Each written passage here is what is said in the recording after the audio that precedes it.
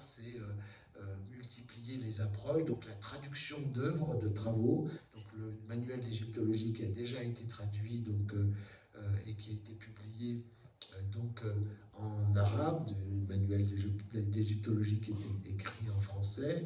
Nous avons aussi mis en place une politique de traduction plus systématique d'un certain nombre d'ouvrages qui sont publiés à l'IFAO, donc avec la traduction dans une langue ou dans une autre, plus particulièrement en arabe. Les travaux de Nessim Hanayn sont importants sur l'ethnologie, l'ethnographie de l'Égypte. Nous publions un certain nombre de guides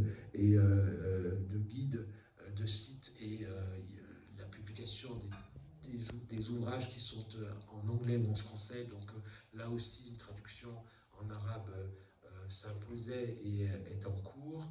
Et toute une série de projets portés par ce département de traduction qui a aussi pour objectif de publier une synthèse de chacun des ouvrages publiés en arabe, en français, pardon, à l'IFAO, de publier cette synthèse, une synthèse en arabe.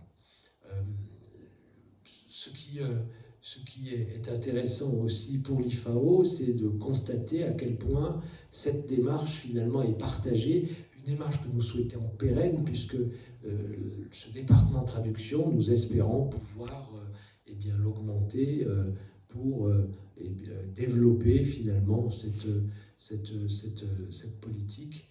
Et ce que nous avons constaté, c'est que finalement, nous ne sommes pas les seuls à être entrés de plein pied dans cette démarche, mais d'autres institutions participent de la même problématique, de la même... et je vais te donner la parole, finalement des mêmes ambitions.